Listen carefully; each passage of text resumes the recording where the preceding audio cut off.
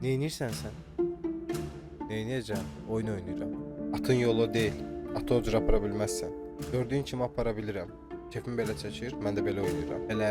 Onda mən də piyadanı belə aparıram. Onda mən də topu bura çəkirəm. Bu belə olmaz. Haqlısan.